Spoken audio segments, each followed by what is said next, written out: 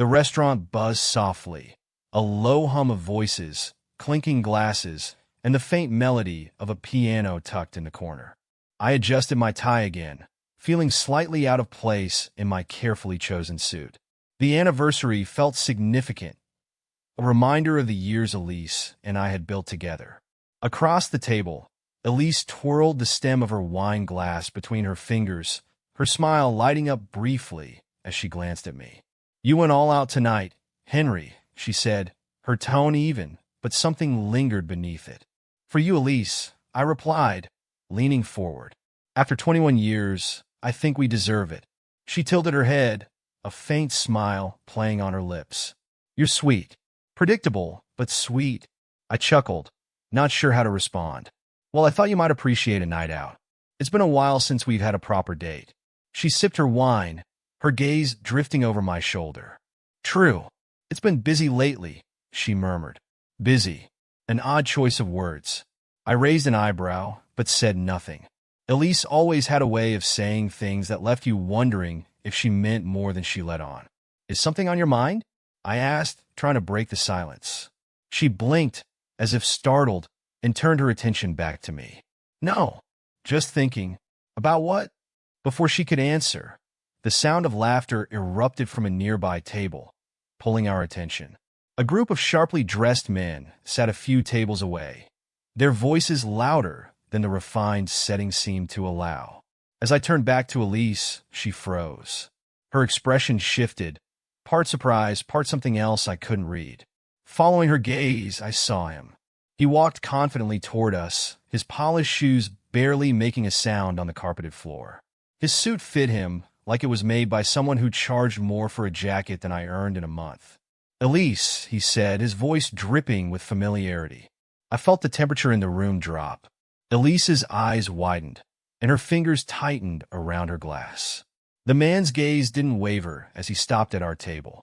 "So, this is the guy you settled for?" he said, his words casual but loaded with venom. "Excuse me?" I said, my voice sharp. For the first time, he turned to look at me, his smirk widening as though he'd only just noticed me sitting there. "I'm talking to Elise." "You don't mind, do you?" My jaw tightened. "I do mind. Who the hell are you?" Elise's hand shot out, touching my arm. "Henry, don't." "Don't what?" "Elise, who is this?" The man chuckled. "She didn't tell you? That's cute." He leaned closer to her, ignoring me entirely. "Elise, why are you hesitating? Come on, let's show him how it's done. I'll make you forget all about this." He gestured vaguely at me. Mediocrity. I stared at Elise, waiting for her to explode, to tell him to leave, to do something. But she didn't.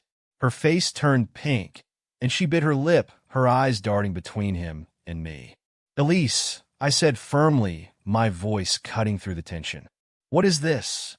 She glanced at me, but said nothing. That silence burned more than any words could. The man reached for her hand, and I acted without thinking. "Get your damn hand off her," I snapped, standing so quickly my chair scraped against the floor. The man's smirk only deepened as he tightened his grip. "Relax. She's coming with me. You'll get her back when I'm done." A red haze blurred my vision. My hand moved on instinct, grabbing his wrist in a tight grip. Before I knew it, a sharp twist and a loud crack echoed through the room. "My hand!" he screamed, stumbling back and clutching his wrist. The room fell silent, all eyes on us. Elise gasped, jumping to her feet. "Henry, are you insane?" "Insane?" I repeated, incredulous. "Who is this guy, Elise? Why is he talking to you like this?" She didn't answer. Instead, she crouched next to him, her hand on his shoulder. "I'm so sorry," she whispered to him, her voice soft, almost tender. My stomach turned. "You're sorry? For what? Defending yourself? Defending us?" She looked up at me, her expression hardening. "You've humiliated me, Henry.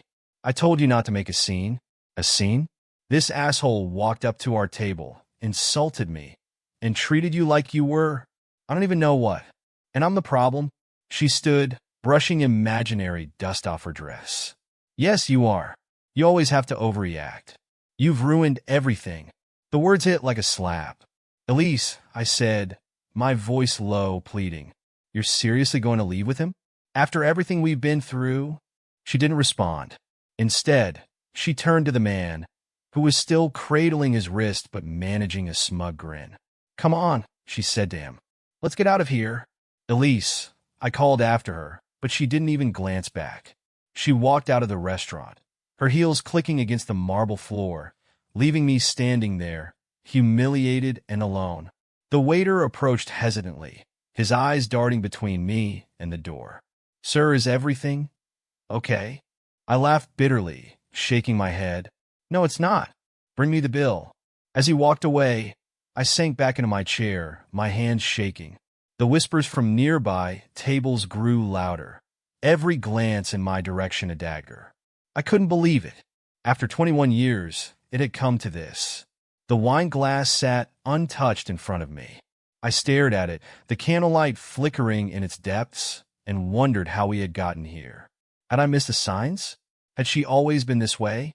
The waiter returned with the check, placing it gently on the table. Take your time, he said softly, his tone kind. I nodded, pulling out my wallet. As I counted the bills, my mind raced. Elise's words played on a loop in my head. You've ruined everything. No, she had ruined everything. I left the restaurant, the cool night air hitting me like a slap. As I walked to the car, the reality of the situation began to sink in. Elise wasn't the woman I thought she was. Maybe she never had been. Sliding into the driver's seat, I gripped the steering wheel tightly. My knuckles turned white as I fought to keep my emotions in check. By the time I got home, the anger had turned to something colder. Resolute, I sat in the dark living room, staring at the family photos on the wall. Each one felt like a mockery now, a reminder of the life I thought we had. When Elise walked through that door again, I would have answers, or I would have an end. The silence felt suffocating. It was the kind of silence that wasn't just an absence of sound. It was the void left by betrayal, by something irreparably broken. I stood in the doorway for a long moment, keys in hand, staring into the darkness. Elise wasn't there. I wasn't sure why I'd expected her to be. I set my keys on the counter and walked to the liquor cabinet. My hands trembled as I pulled out a bottle of whiskey and a glass. Pouring it, I watched the amber liquid swirl before I downed half of it in one go. It burned, but the pain was grounding. I sat on the couch, staring at nothing in particular. My mind raced, replaying the night over and over. Her expression when he'd grabbed her hand, the flush in her cheeks, her biting her lip, the way she had left with him, as if I were nothing. I clenched the glass in my hand, feeling the sharp edges of my anger cutting through the haze of humiliation. What the hell was that? I muttered to myself. The questions in my head were endless, but there were no answers. None that mattered anyway. I poured another glass, then another, until the room blurred around the edges. Still, the pain refused to dull. The hours dragged, each one heavier than the last. I watched the front door, half expecting her to walk in and pretend like nothing had happened. When the clock struck 3 a.m., it became clear she wasn't coming home. Instead of going to bed, I grabbed a notepad from the kitchen drawer and sat back down. I didn't know where to start, but I knew this wasn't something I could leave to chance. I scribbled furiously, my mind racing ahead of my pen. The whiskey had fueled my anger, but it was a cold, focused anger now.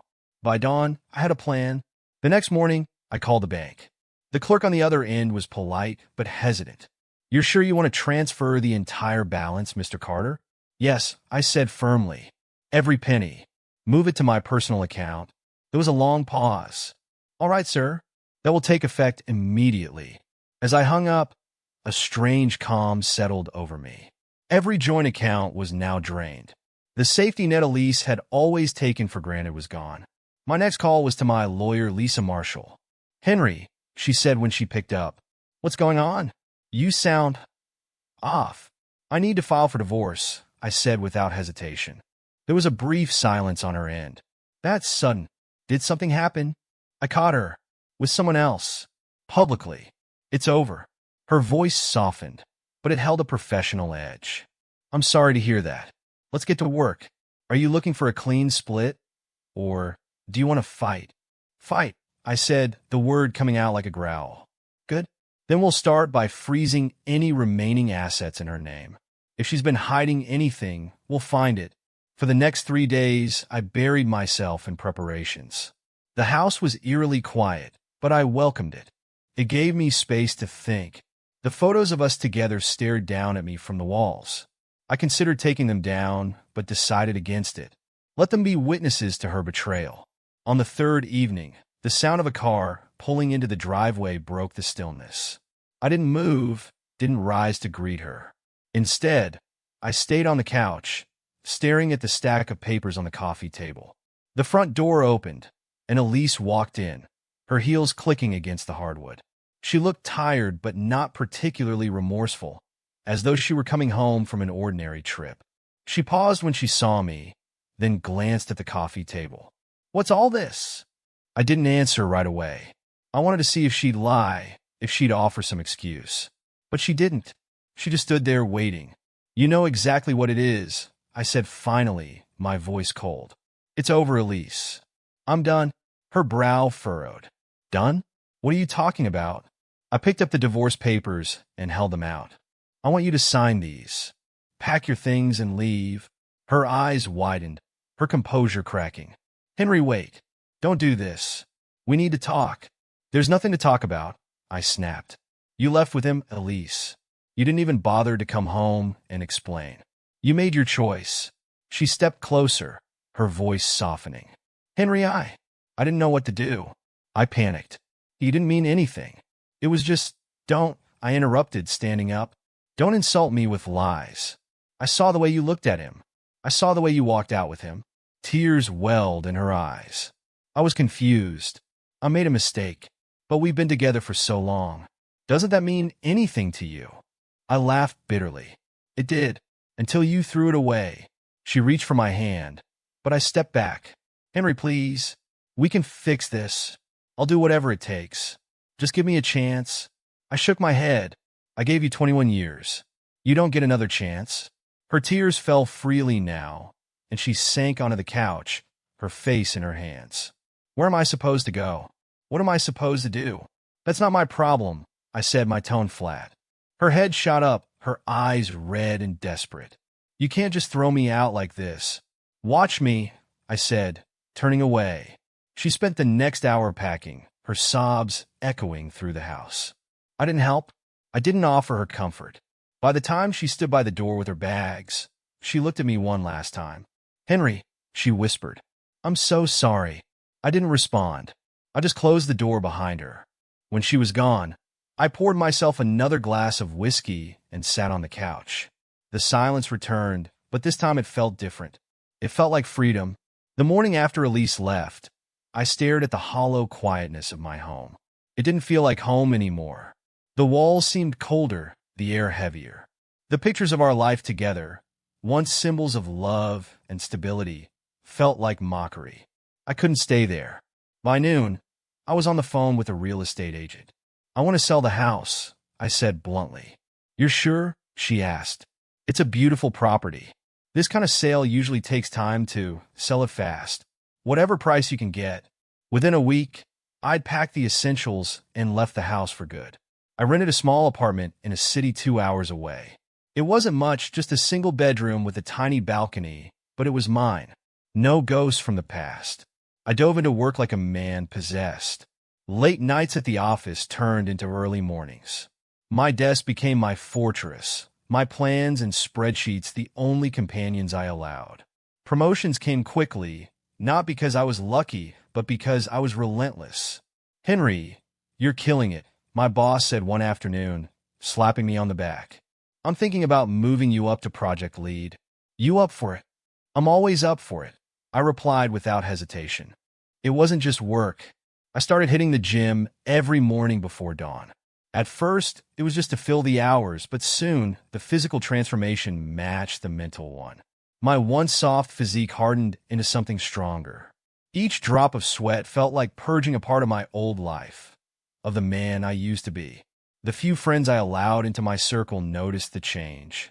"Man, you're like a machine these days," Kevin, a colleague, said over beers one evening. Discipline, I replied simply. What are you trying to prove? He asked. I paused, then shrugged. To myself? That I'm better off.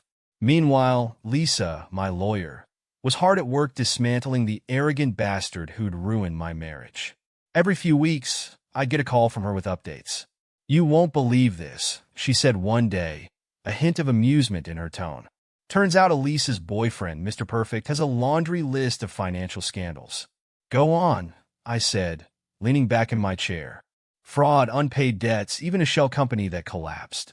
The guy's a walking disaster. A slow smile spread across my face. And, she continued, we can hit him where it hurts. His remaining assets are tied up in ongoing lawsuits, but I'm confident we can get a chunk of it. Want me to move forward? Absolutely. It became a game, a chess match where every move stripped him of something he valued. I wasn't just suing him for the humiliation he'd caused me. I was erasing him. By the time Lisa was done, he was financially ruined. His assets were liquidated, his reputation destroyed. 3 years passed in a blur of work, growth, and quiet satisfaction. I hadn't heard from Elise in all that time, and I didn't care to. For the first time in decades, I felt truly free. One evening, I sat on the balcony of my new penthouse apartment, a glass of wine in hand. The city lights stretched out before me, a shimmering sea of possibilities. I had everything I needed, a successful career, financial security, and a peace I hadn't known I craved. Kevin joined me, dropping into the chair next to mine. So, when are you going to stop pretending you're a hermit and start dating again? I laughed, shaking my head. Not interested. Come on, he prodded. You've rebuilt your entire life. What's stopping you from letting someone in? Letting someone in is what got me here in the first place, I replied. That's not fair, he said. Not everyone is like Elise. His words lingered long after he left. Was I hiding behind my work and routine? Or was I genuinely content? The answer came unexpectedly one afternoon. I was grabbing coffee at a corner cafe when I noticed a woman struggling with her order at the counter. Tall latte, extra foam, 1 pump of wait no, 2 pumps of caramel, and she sighed, flustered. The barista looked equally confused. So, just to clarify, make it 2 lattes, I interjected, stepping up beside her. 1 regular, 1 whatever she just said. The woman turned to me surprised. Oh, I didn't mean, it's fine, I said with a small smile. Consider it an act of caffeine-related charity. She laughed, and the sound was warm, genuine. Thank you. I swear I'm not usually this complicated. Sure you're not, I teased. We ended up sharing a table, and by the time we parted ways, I had her number. Her name was Claire, and she was refreshingly different from anyone I'd met before. She was straightforward, kind, and most importantly, she didn't come with a weight of old baggage. I wasn't sure if I was ready, but over the following months, Claire and I grew closer. She wasn't perfect, but she was real, and that was enough.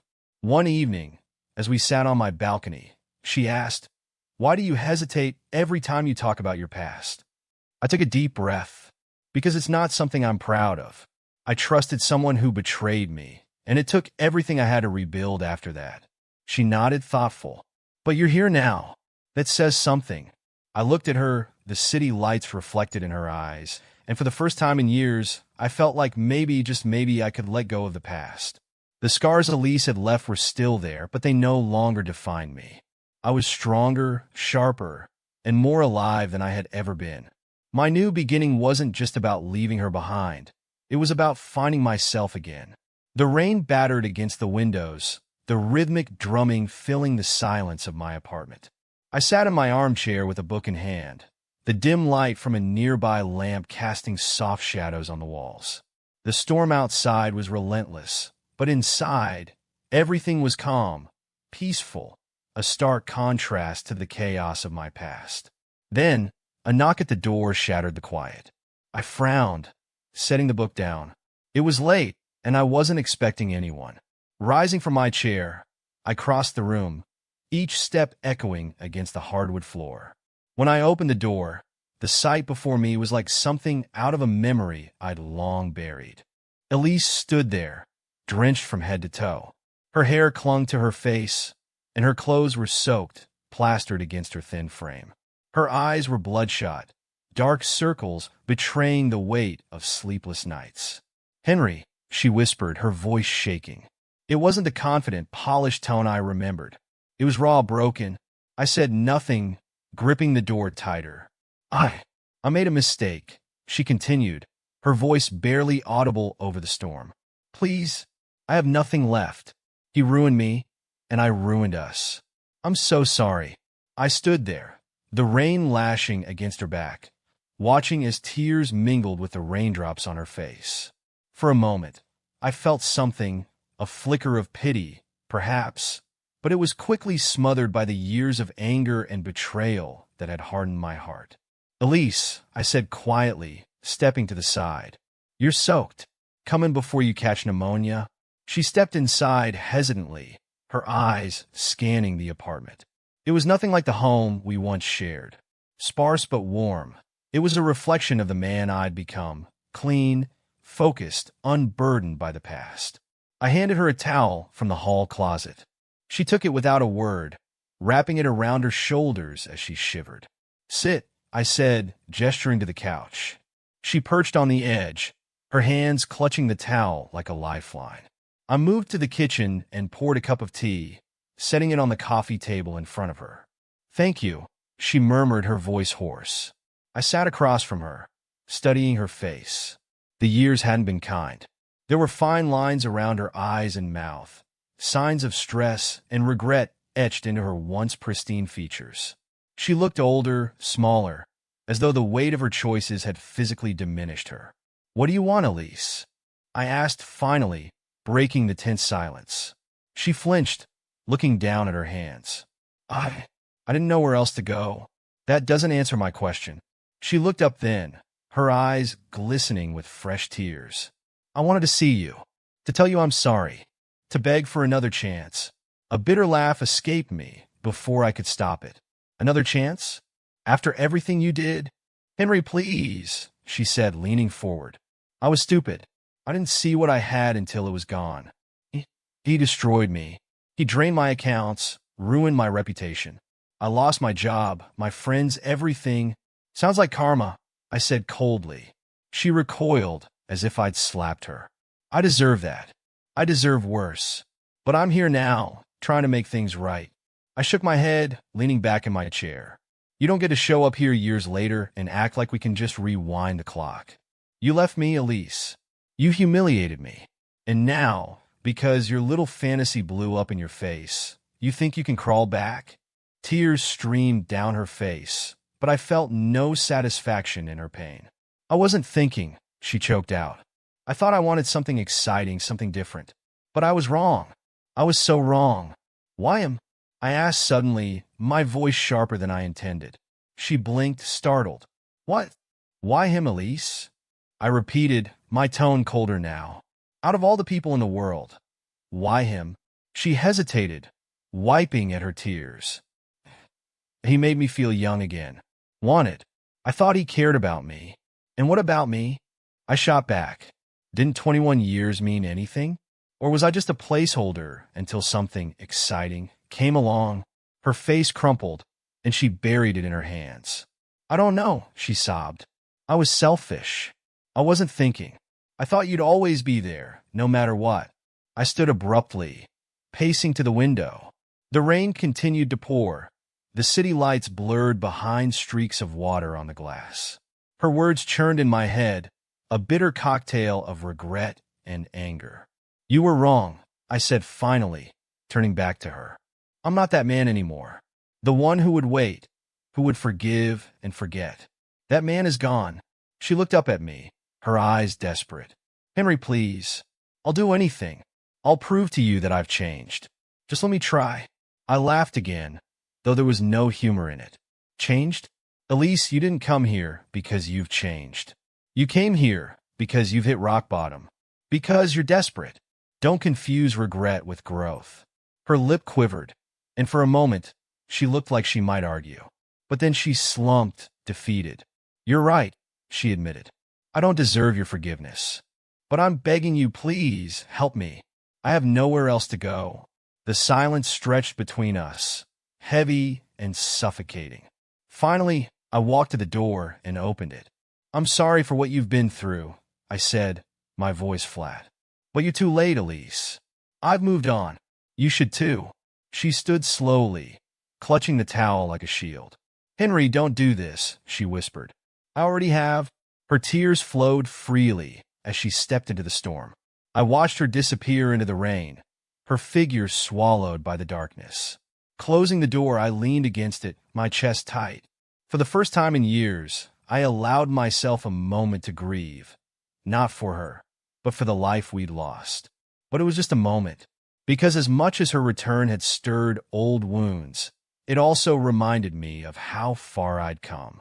I wasn't that broken man anymore, and I refused to let her drag me back into the past.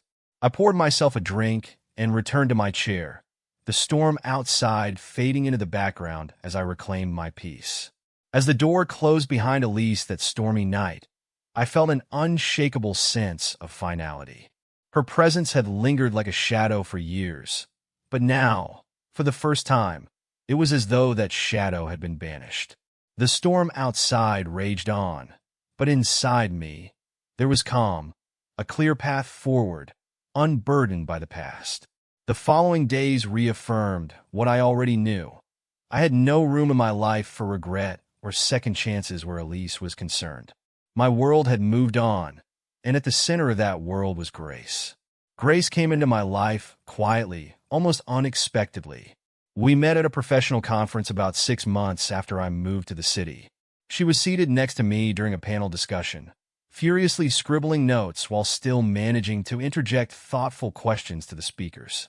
During a break, I noticed her flipping through her notes, muttering to herself. "Missed that last statistic," she said, clearly frustrated. "It was 27%, I offered, sliding my notes toward her. She blinked, surprised, then broke into a warm smile. "You're a lifesaver." "Thanks." We struck up a conversation, exchanging ideas about the industry and laughing over some of the more boring presentations. By the end of the day, we'd exchanged numbers.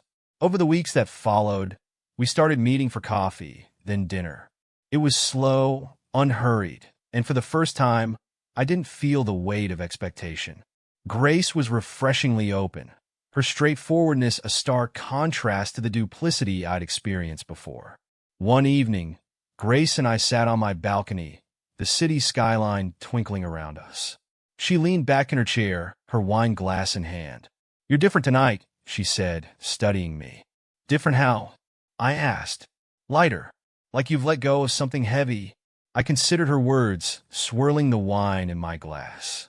"Maybe I have," I admitted. "Someone from my past showed up recently.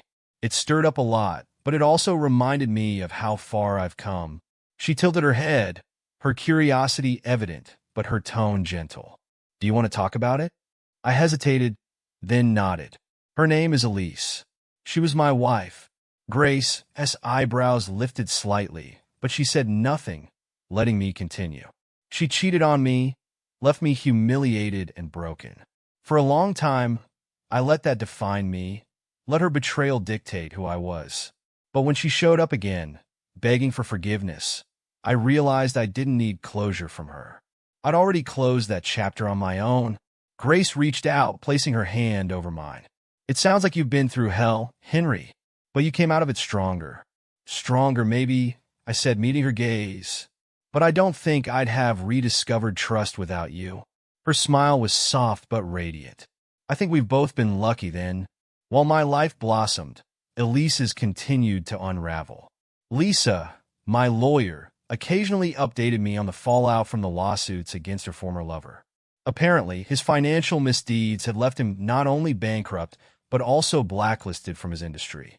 Rumors swirled that he had fled the country, leaving Elise to face the wreckage alone. I wasn't keeping tabs on her out of malice. It was more like watching the consequences of a story that had already ended. She'd made her choices, and now she was living with them.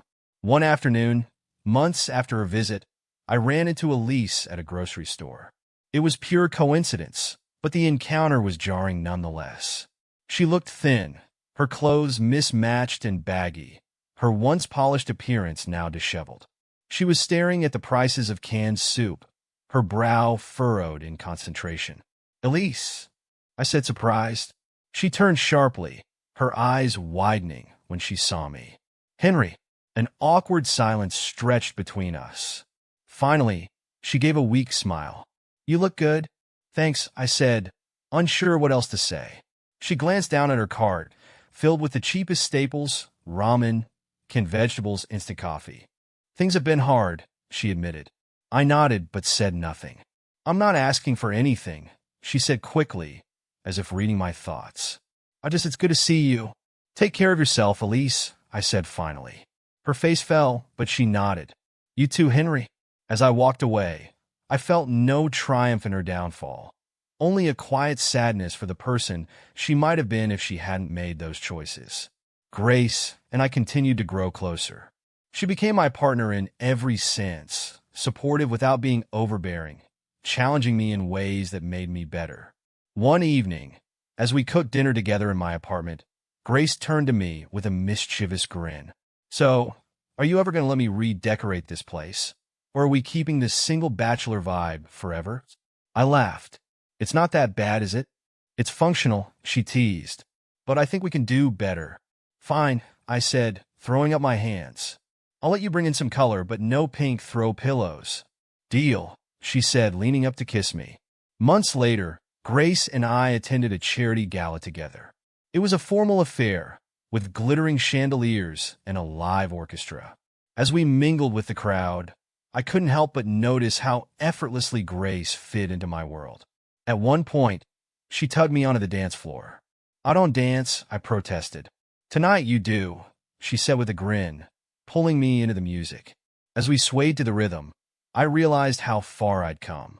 Grace had given me something I hadn't thought possible: hope for a future built on trust and mutual respect. The transformation wasn't just about moving on from Elise. It was about reclaiming my sense of self, rediscovering what I wanted from life, and realizing I deserved more than what I'd settled for in the past. Elise had been a lesson, painful but necessary. Grace was the reward, a second chance at happiness that I hadn't dared to dream of. And as I looked into Grace's eyes that night, I knew I was exactly where I was meant to be. The afternoon sun filtered through the trees lining the bustling street. Grace and I strolled hand in hand, window shopping as the city buzzed with life around us. It was a perfect day, one of those rare moments when everything felt aligned. We paused at a corner cafe. Grace pointed at the chalkboard menu. "I'm definitely trying their lavender latte," she said, her enthusiasm contagious. "Another latte?" I teased. "We've been to 3 coffee shops today." "Don't judge me," she said, laughing. "It's a hobby, not an addiction." As she ordered, I stepped to the side, glancing down the street. That's when I saw her. Elise. She stood across the street, holding a battered canvas bag, her figure almost unrecognizable. Her once perfectly styled hair was now limp and streaked with gray. Her face, once proud and confident, was drawn and weary, with dark circles under her eyes. She was staring into a shop window, but there was no spark in her gaze, only a hollow sadness. I froze. The memories of our life together came rushing back. Not the love we once shared, but the betrayal, the humiliation, the anger. For a fleeting moment, I wondered if she had seen me. Then, as if sensing my presence, Elise turned. Her eyes met mine, and she stopped, startled. Her lips parted slightly, as if she wanted to say something, but she didn't move.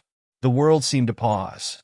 I saw the flicker of recognition in her eyes, followed by something I couldn't quite place. Shame? Regret? Maybe both. Grace's voice broke the spell. "Henry?" I turned to see her holding 2 cups, her head tilted in curiosity. "Everything okay?" "Yeah," I said, giving her a reassuring smile. "Everything's fine." Elise was still watching, her eyes darting between Grace and me. She hesitated, clutching her bag tightly, as if it were a lifeline. For a moment, it seemed like she might cross the street, approach us, but I didn't wait to find out. I gave Elise a small, polite nod, an acknowledgement of her presence, nothing more. Then, as Grace slipped her arm through mine, I smiled. It wasn't forced or bitter, but genuine and peaceful. Elise's expression faltered. She looked down, her shoulders slumping. The air between us was heavy with unspoken words, but none of them mattered. "Who was that?" Grace asked as we began walking again. "No one important," I replied, and for the first time in years, I truly meant it. Later that evening, Grace and I sat on the couch, sharing a bowl of popcorn as we watched an old comedy. She laughed so hard she snorted, which made me laugh even harder. "You're never letting that go, are you?" she said, wiping tears from her eyes. "Not a chance," I said, grinning. The memory of Elise crossed my mind briefly, but it didn't linger. Seeing her today had been closure, a final page turned in a book I no longer needed to read. A few weeks later, I ran into Lisa, my lawyer, during a charity auction. She sipped her champagne and gave me a knowing look. "Heard Elise is still in the city," she said casually. "I saw her," I admitted. "She looked different." Lisa smirked. Her lover's financial fallout hit her hard. "Rumor has it she's barely scraping by. Karma, I suppose." "I don't think about it much anymore," I said honestly. Lisa raised an eyebrow. "That's a healthy attitude. Not many people get to that point." I shrugged. "It's not about her anymore. I've moved on." Lisa gave me an approving nod. "Good for you, Henry. Not everyone rebuilds like you did." One evening, Grace and I were hosting a small dinner party at my apartment. The place looked different now, bright, warm, with Grace's touch evident in every corner. As I refilled glasses and laughed with friends, I realized just how far I'd come. The man I was during my marriage to Elise felt like a stranger, a distant version of myself I no longer recognized. At one point, Grace caught my arm, pulling me aside. "You okay?" she asked, her voice soft amid the lively chatter. "I'm better than okay," I said, leaning in to kiss her. Months later, as Grace and I planned a trip to Europe, I came across an old photo album tucked in the back of a closet. It was from the early days of my marriage to Elise. I flipped through it briefly, the faces smiling back at me like echoes from another life. I didn't feel sadness or anger, just a quiet acknowledgement of what had been.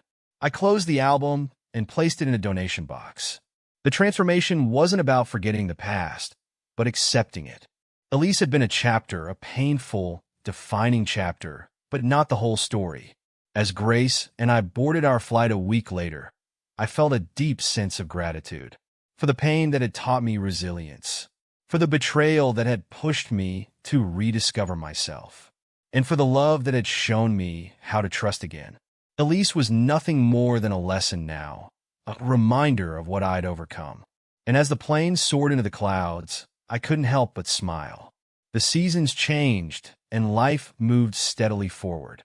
Grace and I had built a life that felt unshakable, a foundation of honesty, joy, and quiet strength. But as life often does, it had one more unexpected turn waiting for me. It was a crisp autumn afternoon when I received a letter. The envelope was plain, with no return address, but the handwriting was unmistakable, Elise's. I stood in my doorway, staring at it. Part of me wanted to toss it in the trash, to leave the past buried. But curiosity, or perhaps closure, compelled me to open it. The letter was short, just a single page. "Henry, I'm writing this because I know I owe you more than I ever gave. I owe you an apology, one that comes from a place of true understanding of the pain I caused. It's taken me years to accept that the life I destroyed wasn't just mine, but yours too.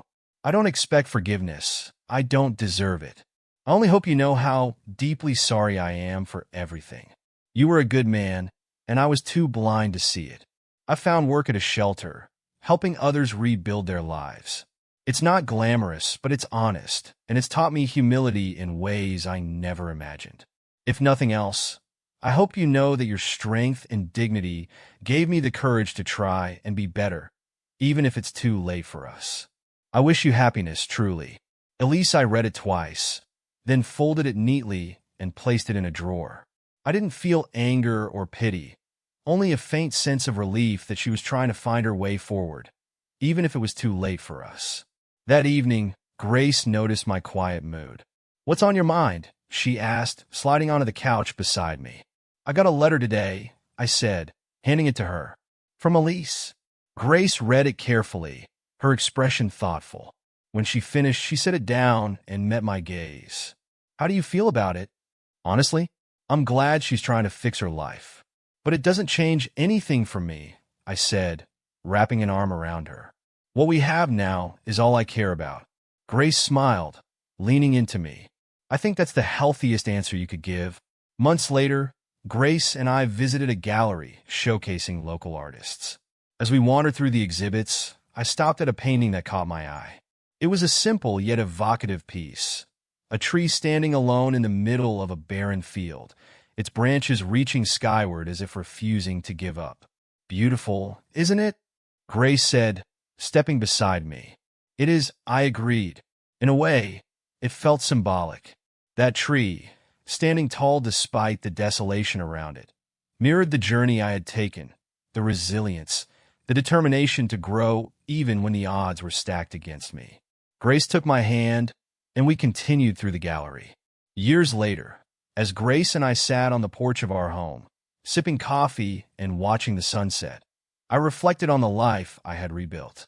The pain, the betrayal, the anger, all of it felt like a distant memory, a storm I had weathered to reach this place of peace. Grace turned to me, her eyes sparkling. What are you thinking about?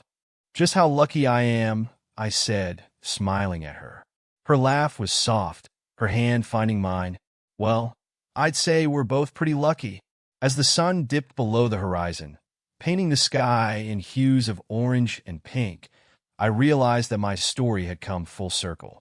I had found not only love again, but also myself.